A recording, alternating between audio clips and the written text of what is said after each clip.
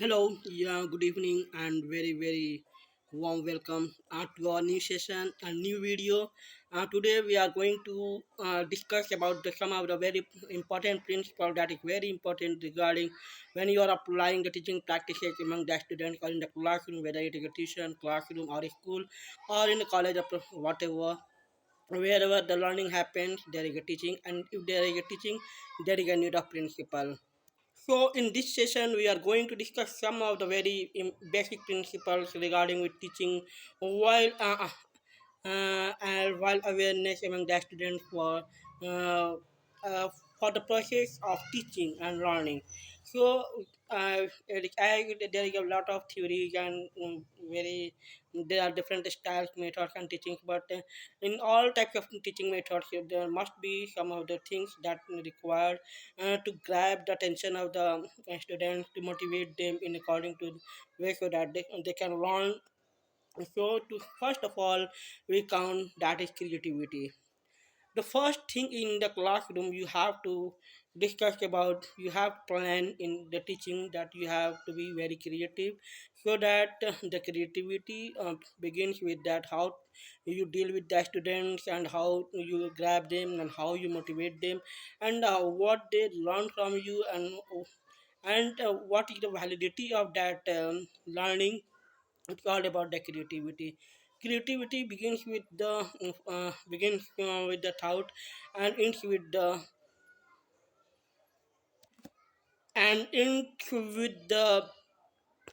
catching the new project, meaning that you have to be very creative so that students learn and they apply that learning on another thing.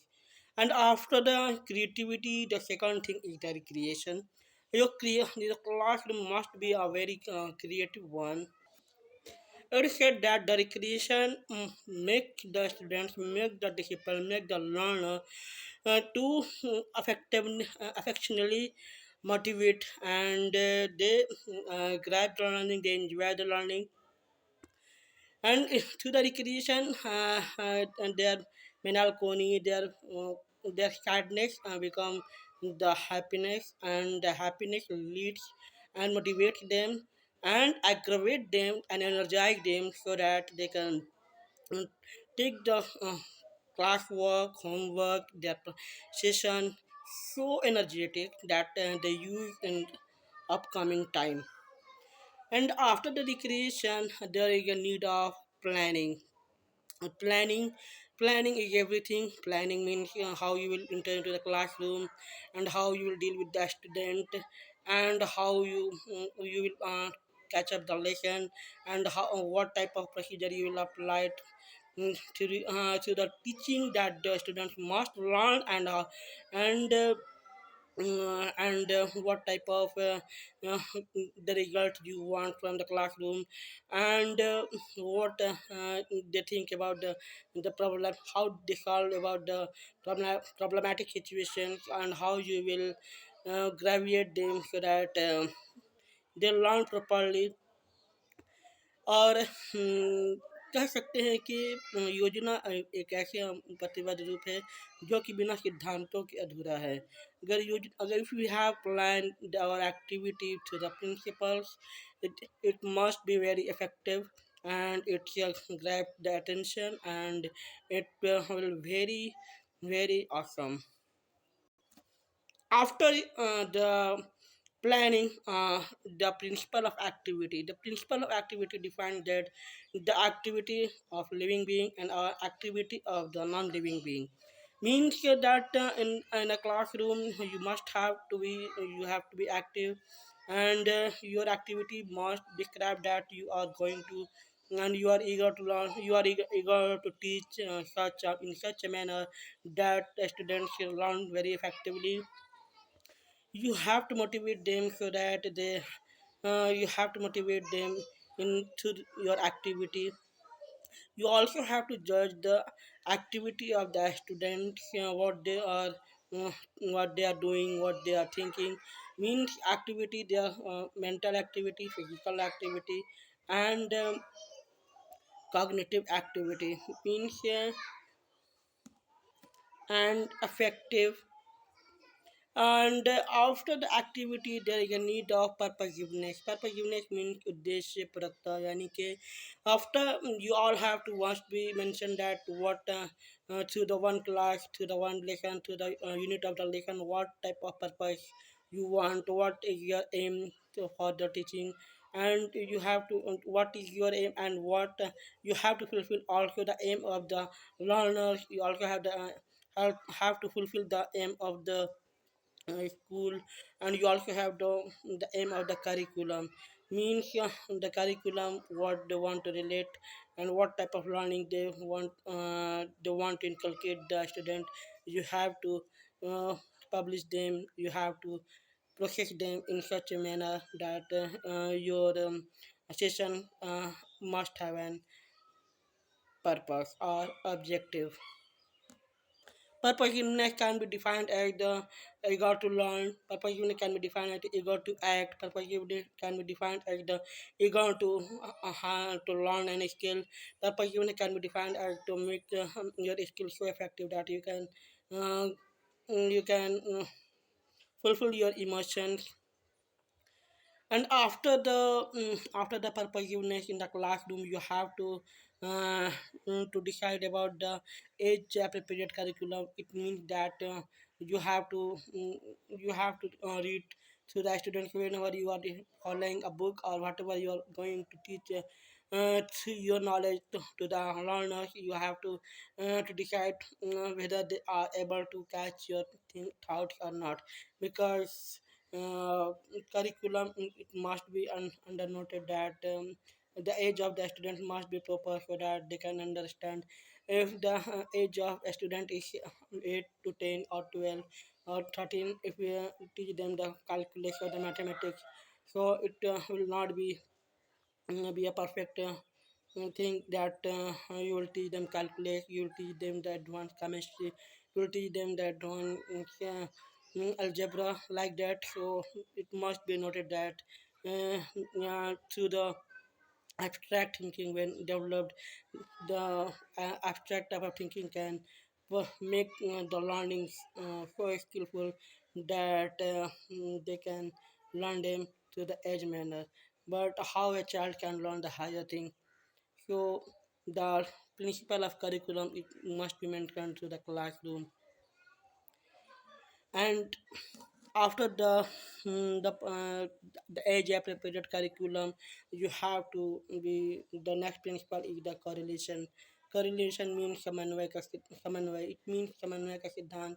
समन्वय के सिद्धांत के अंतर्गत व्याख्या की जाती है कि जो भी जितने भी उद्देश्य हैं, जितने भी प्रिंसिपल्स हैं, जितने भी कार्य हैं, जितने भी एक्टिविटी है, और जो भी अभी वर्तमान की है, वर्तमान भूत तथा भविष्य को मिला करके उनके आपस में समन्वय करना तथा ज्ञानों को अन्वेषण में और अधिक से अधिक ऑब्टेन करने का प्रयास करना। So after the correlation, the next topic is the educational psychology. Educational psychology is a new thing that developed in 19th century, and it grabbed all the people attention of grabbed the attention of all the people, and they have very aggravated that educational psychology it express that there are different types of teaching styles, and it has its own method. Its views are very interesting and very appreciating regarding men according to the psychology aspect that the man's behavior um, it tells many other things, and through this way you can learn them, you can teach them, you will able to make them learn that through the educational psychology expects that the man situation, the mental situation, and the affective situations of the person describe some of the other another things. Some at some time we can take an example. Suppose that a student is very active and he is looking in front of the blackboard, and he is looking very active, and we think that he is learning in a proper manner. But what happened, it is physically attractive, but what it sometimes he may be or she may be mentally out of the classroom. See, it may be that कि वो बाहर के बारे में सोच रहा हो या किसी और चीज़ों की कल्पना कर रहा है, तो उसमें उसका जो अधिगम होता है या उसका जो लर्निंग होता है, वहाँ पर परेशानी मतलब कि और ये समस्या उत्पन्न होती है। तो साइकोलॉजी के अंतर्गत बहुत सारे ऐसे हैं जिनका अध्ययन एक बहुत बड़ा अध्ययन है, तथा उनका उस यानी कि principle of psychology, educational psychology का ज़रूर एक शिक्षक को मद्देनज़र रखते हुए चलना चाहिए। और after the educational psychology, the next is that practice. The practice always says that practice makes man perfect. करत करत अभ्यास जल में थोड़ा सुजान, अगर रखी जावे घाट पे शिल पर पड़त निशान, ऐसे कहा जाता है कि एक मामूली रस्सी भी शिल पर यानी कि पत्थर पर भी एक निशान बना सकती है। तो अभ्यास यानी कि अभ्यास ऐसा हो कि उसको कंटिन्यूअल यानी कि लगातार किया जाए, यानी कि उसमें ये सबसे पहले कि संकल्प हो अभ्यास करने का, उसके बाद उसमें निरंतरता अपनाई जाए, तथा निरंतरता यानी कि कंटिन्यूअल होने के बाद में आप उसमें लगातार अभ्यस्त रहें, तभी एक अच्छा उदाहरण यानी कि आप कर पाएंगे। तो practice is always necessary, and practice it must be done through an appropriate manner. And the last thing is about the teaching principle is that testing and assessment and evaluation of the learning, evaluation of the mental creativeness, evaluation of the physical creativeness, and evaluation of the affective creativeness. So, to the age appropriate manner, what type of curriculum has been taught among the students? You have to take a test, and you have to present in front of them so that they can learn what they have, so that they can assume that what they have learned, so that they have known that what they have learned through the session, and whether it was important, whether it was not important, and how you have to take to motivate the students so that take it very seriously. So that's all of the end of the session. So we'll meet in the next video. Thanks and have a nice day.